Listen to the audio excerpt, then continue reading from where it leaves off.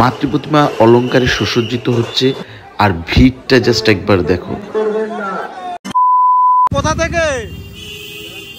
ব্যারাকপুর থেকে হেঁটে হেঁটে বড় মাঠ টানে, তো দেখতেই পাচ্ছ বড় মাঠ টানে ব্যারাকপুর থেকে হেঁটে হেঁটে আসছে। ট্র্যাডিশনাল নিয়মকে সাইডে রেখে যেমন করে বাবার মাথায় জল ঢালতে হয়, ঠিক সেই রকম ভাবে কিন্তু এবার বড় মার মাথায় জল ঢালতে যাচ্ছে। চলো এবার ঘাটের দিকে, একদম আমরা অনেকটা ঘাটের কাছে চলে এসেছি। এবার কিন্তু আমরা ঘাটের গিয়ে একদম দেখাবো ঘাটের পরিস্থিতিটা কি আছে। সবাই কিন্তু গঙ্গায় স্নান করে মাকে পুজো দিতে যাবে দণ্ডি কাটতে কাটতে, কিন্তু এই যে স্নান করতে যে লক্ষাধিক মানুষের ভিড়, এটা কিন্তু এবছর প্রথমবার, আমি আমার জীবনে প্রথমবার এত ভিড় দেখছি। আমাদের ভাইরাল সমাধিকে পেয়ে গেছি, দিদিও কিন্তু এখানে মায়ের কাছে এসে গেছে। তো দেখতে পাচ্ছ সব সেক্টরের মানুষকে তোমরা পেয়ে যাবে, যারা যারা মানে মায়ের কাছে সবাই আসে, সবার মনোবাসনা পূর্ণ হয়, তারা কিন্তু মায়ের কাছে আসে। তো যারা যারা মনে করছো মানে বড় মাকে পুজো দেবে দণ্ডি কেটে, তারা কিন্তু অবশ্যই আসতে পারো। তবে আজকে যা ভিড় দেখছি, এই ভিড় দেখার পরে মানে জাস্ট মাথা খারাপ হয়ে যাচ্ছে, মানে একটা চুল গলার মতো জায়গা নেই। তো এই লেভেলে আর কাতারে কাতারে ভিড়। গঙ্গায় ঢোকার আগেই কিন্তু তারাপীঠ দর্শন, একতা সংঘ এবার কিন্তু তারাপীঠ বানিয়ে ফেলেছে। তো বড়মার এখানে আসলে তারাপীঠ, দক্ষিণেশ্বর সব দর্শন একবারে হয়ে যাবে। আরেকটা মা কিন্তু এই যে তারাপীঠের যে মা দেখতেই পাচ্ছ, তারাপীঠ একতা সংঘ ৮৬তম বর্ষের বিশেষ আকর্ষণ করেছে তারাপীঠ। আর এখানে মায়ের দর্শন কিন্তু এই যে দেখতেই পাচ্ছ মাকে। গঙ্গায় স্নান করা থেকে মায়ের অলঙ্কারে যে সুসজ্জিত করা হচ্ছে সেই সব, কিংবা কিভাবে সবাই দণ্ডি কাটছে, সমস্তটা কিন্তু লাইভ টেলিকাস্ট জায়ান্ট স্ক্রিনে দেখানো হচ্ছে। মানে বড় মায়ের এখানে আসলে পরে ডিজিটাল দিক থেকে যেরকম সুযোগ সুবিধা সমস্তটা কিন্তু এখানে দেখতে পাওয়া যায়। তার একটাই কারণ, মানুষের অবাধ ভালোবাসা আর বাঁধ ভাঙা ভিড়। মানে এবছর যে রেকর্ড ব্রেকিং মানুষ আসছে এখানে, যেভাবে মানুষ দণ্ডি কাটতে কাটতে মায়ের কাছে যাচ্ছে, সেটা দেখার পরে আর এটা কিছু বলার বাহুল্য রাখে না যে মায়ের কাছে আসলে সকলের মনোবাসনা পূর্ণ হয়।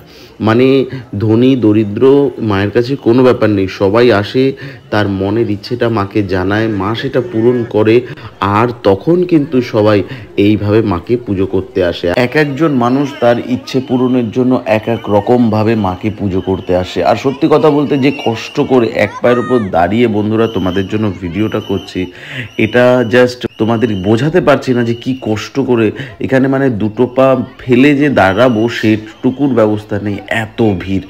আর আমরা অনেক কষ্ট করে তোমাদের জন্য দেখো এই সেই দুর্মূল্য যে জিনিসটা, যে দুর্লভ, যেটা তোমাদের মানে সচরাচর দেখতে পাও না, সেই সমস্ত জিনিসটা কিন্তু আমি দেখানোর চেষ্টা করছি, যে কিভাবে বড় মাকে গয়না দিয়ে সুসজ্জিত করা হচ্ছে, বড় মাকে অলঙ্কারে সুসজ্জিত করা হচ্ছে। বড় মায়ের এখানে পুজো দিতে যারা আসে তারা তো অনেক কষ্ট করে আসে, কারণ কাতারে কাতারে মানুষের ভিড়। কিন্তু আমরা যারা মায়ের দর্শন করি, তোমাদের মায়ের দর্শন করানোর চেষ্টা করি, তাদের সাথে যেটা হয় সেটা জাস্ট মানে তোমরা যদি বন্ধুরা একবার দেখতে, পুলিশের যা ব্যবহার আর এখানে যেভাবে আমাদের ধাক্কা দিয়ে দিয়ে সরিয়ে দেওয়া হয়, সেটা সত্যি খুব খারাপ লাগে।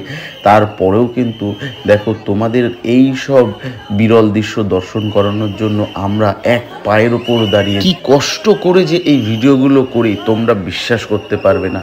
এক একজন মানুষের এমন ব্যবহার করে যে দেখো চলে এসছে ভিডিও করতে, কিন্তু সত্যি কথা বলতে সেগুলো সমস্তটাই কিন্তু আমরা ভুলে যাই যখন এটা তোমরা দেখো, তোমাদের ভালো লাগে। আমি একটা কথা জাস্ট বলতে পারি, আজকে সোশ্যাল মিডিয়া না থাকলে বড় মায়ের কাছে এইভাবে কিন্তু ভিড়টা হতো না।